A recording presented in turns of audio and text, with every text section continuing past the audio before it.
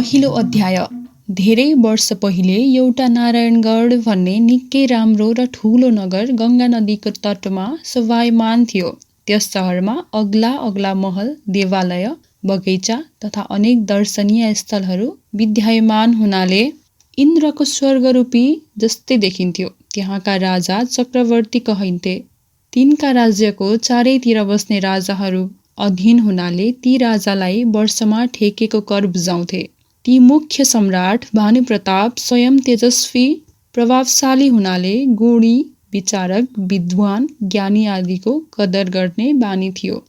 तिनका प्रशस्त सेना र राजकोष भरिभराउ थियो। राज्यमा उचित र न्यायप्रिय शासक पाएर प्रजाहरू सुखपूर्वक बसेका थिए। अतः ती राजाले अनेक वर्षसम्म राज्यको सुखभोग गरिरहेका थिए। ती राजालाई अभाव भन्ने कुरा ज्ञात थिएन। दिनहुँ नयाँ नयाँ सुखको चाहना प्राप्त गर्ने उद्योगमा लागिरहन्थे।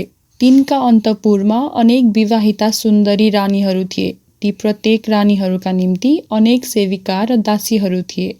वस्त्रभूषणले सुसज्जित ती रानीहरू आफ्नो रूप, यौवन र साज श्रृङ्गारले स्वर्गका अप्सराभन्दा पनि राम्रा बनेर महलको सौन्दर्य वृद्धि गर्दथे।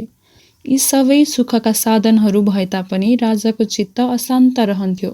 त्यसको एउटै कारण थियो, आफू सन्तानहीन हुनु। त्यतिका रानीहरूमा कसैतिर पनि सन्तान भएका थिएनन्। मेरी छोरीलाई सन्तान हुन्छ कि भन्ने दुराशा लिएर अनेक राजा तथा व्यापारीहरू अनेक देश-देशान्तरको भ्रमण गरी अनित्य सुन्दरी कन्याहरू ल्याएर दासीको रूपमा राजालाई टक्र्याई इच्छित इनाम बकस पाउने आशा राख्दथे। राजमहलमा दासीको रूपमा आएका नवयौवनाहरूलाई महलमै सबै प्रकारको सुख सुविधा प्राप्त भएको हुनाले केही दिनमै ती दासीहरू स्वर्गका अप्सरा भन्दा पनि राम्री देखिन थाल्थे। सन्तानको इच्छाले महाराज ती सबै सुन्दरीसित भोग विलास गर्दथे। तर तिनको इच्छा पूर्ण हुन सकेन वा दैवले दिएन। फेरि सन्तानकै इच्छाले अनेक दान पुण्य, धर्म कर्म अनुष्ठान, पूजा, साधु सन्तको सेवा गरेर उनको आशीर्वाद पनि पाए। तर राजालाई सन्तान प्राप्त हुन सकेन। मौका हो भवमा प्रधान सभामा बेला नआइकन कहिल्यै प्राप्त हुँदैन इच्छित कुरा, भन्छन् गुणी सज्जन। मौका भाग्य दुवै मिल्यो भने यदि खोज्दै नखोजे पनि आफै प्राप्त हुनन् मनोरथ सबै हो शास्त्र नीति भनी।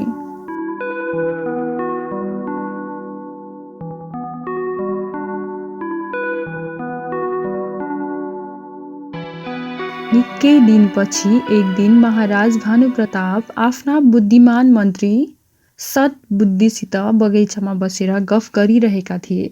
त्यही मौकामा प्रधान ढोकी आएर बिन्ती चढायो। सरकार, एउटा व्यापारीले सरकारको मनोरञ्जनका लागि एउटी अलव्य रूपवती दासी खोजेर ल्याएको छ र तत्काल दर्शनको लागि इच्छा गर्दछ। आगे सरकारको जो हुकुम। द्वारपालको कुरा सुनेर राजाले आगन्तुकलाई हाजिर गराउने आज्ञा दिए। आज्ञा पाउन साथ त्यो व्यापारीलाई केटी समेत हाजिर गराइयो।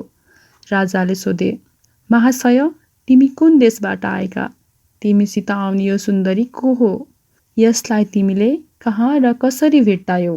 व्यापारीले नम्र भई भन्यो, महाराज, म अनेक देशहरू डोलिरहने व्यापारी हुँ। सरकारको प्रताप र सुकृतिको वर्णन सुनि यी अनिध्य रूपवती सुन्दरीलाई सरकारको सेवामा टक्र्याउन ल्याएको हुँ। यी जस्ती सुन्दरी सारा संसारमा खोजे पनि पाउन कठिन छ। अतः यो स्त्री रूप रत्न सरकारकै चाकरीमा रहोस्। यति प्रार्थना गरी उक्त व्यापारीले सुन्दरीको घुम्टो हटाइदियो। तिनको घुम्टो उठ्न साथ बादलभित्रबाट सहसा चन्द्रमा निस्के झैँ ती सुन्दरीको सौन्दर्यले पूर्णिमाको चन्द्रमाको शीतल र कोमल कान्ति फिजाइदिए झैँ देखियो।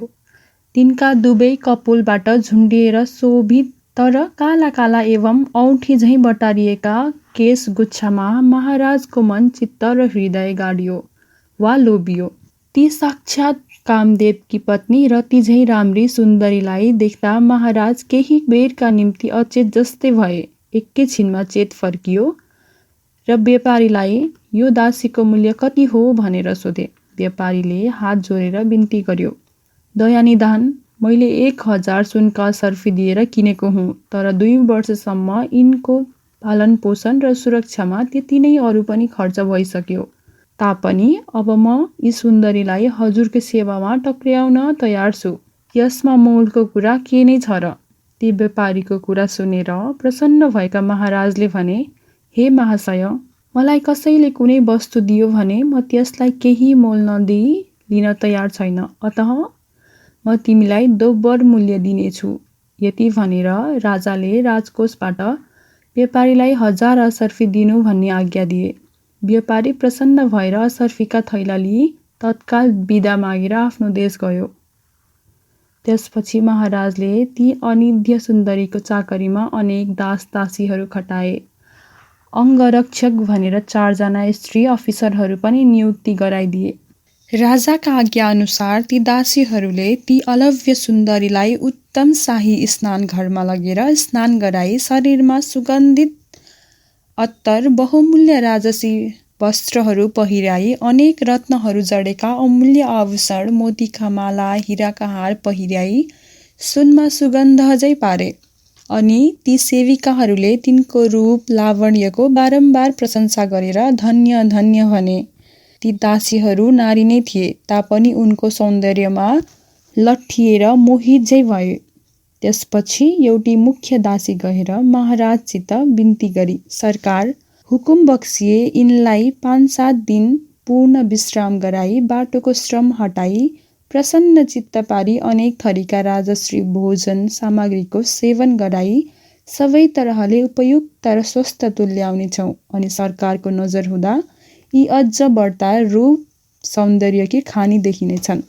यी दासीका कुरा सुनेर महाराज प्रसन्न भएर 5-7 दिनसम्म तिनीसित सम्पर्क गरेनन्। तिनकै निम्ति महाराजले नदीको किनारमा एउटा उत्तम प्रासाद तयार पार्न लगाए।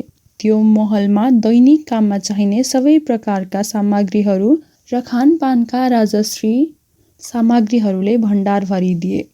अनेक रत्नहरू जडेको सुवर्णको पलङमा नरम बिछ्यौना र तकिया राखियो। कोठाभरिको मखमली गलैँचा बिछ्याइयो। रात्रिमा मन्द मन्द प्रकाशको निम्ति धेरै धेरै मोल पर्ने सिसाका झाड देखिने तुल्याइयो। भनाइको तात्पर्य के भने, राजमहलमा चाहिने र सुखका साधनमध्ये यो वस्तुको कमी छ भन्ने स्थिति रहेन।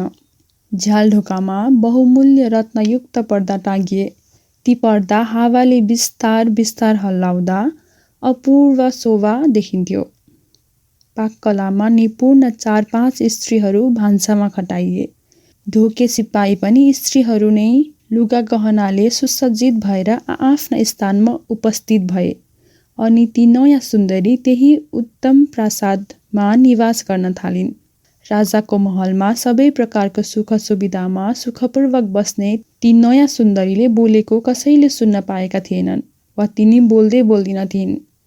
कुनै बखत केही आवश्यक वस्तुको आवश्यकता पर्यो भने हातको सङ्केतले दास दासीलाई बुझाउँथिन्, अथवा आँखाको इसाराले आफ्नो भाव प्रदर्शित गर्दथिन्।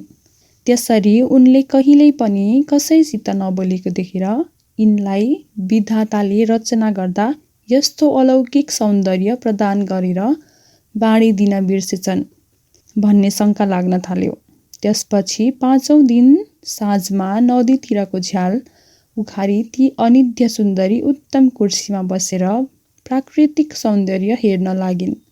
उता मुख्य दासी गएर महाराजलाई बिन्ती गरी, सरकार, अब ती नवयौवन प्रसन्न मुद्रामा बसेकी छन्।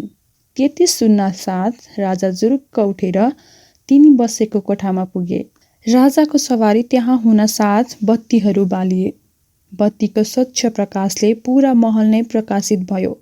ती सुन्दरीले कुनै दासी आएकी होली भन्ने ठानेर उता फर्केर हेर्दा पनि हेरिनन्। महाराज तिनको सामुन्ने भएको मेचमा बसे, तर तिनले राजाको केही पनि स्वागत सत्कार गरिनन्। राजा चाहिँ तिनको मनोहरी रूप देखेर नै छक्क परिरहेका थिए। संसारको सुयोग्य र एकमात्र स्वामी भएको आफूलाई सामुन्ने बसेको देखेर पनि सम्मान नगरेकोमा यिनलाई सम्मान गर्ने कदर कायदा कसैले पनि सिकाएको रहेनछ भन्ने अनुमान गरे। त्यसै बखत कामशरणले घायल भई अलिअलि अघि सरेर तिनको कोमल हात बिस्तारै समाती विनयपूर्वक भन्न लागे, हे सुन्दरी प्रियतमे र तिजै स्वरूप, देखिन आज तक यो भएमा अनुप। छु भूपति भनी थियो अभिमान मनमा, पारिदियो किन धुलो भन एक छिनमा। देखे अनेक थरीका युवती पहिले, देखिन रूप तिमी झै सुमुखी कहिले। स्वामी महु तर भए किन दास जस्तो, मान्दैछु छक्क किन भो भनी आज यस्तो। हेरिरहेछु बुझ अङ्गमा एक एक, मान्छु विचार गर्दा मनमा उदेक। तिम्रा तिखा नयन बाण प्रिय गढेर, पारिदियो म कन घायल।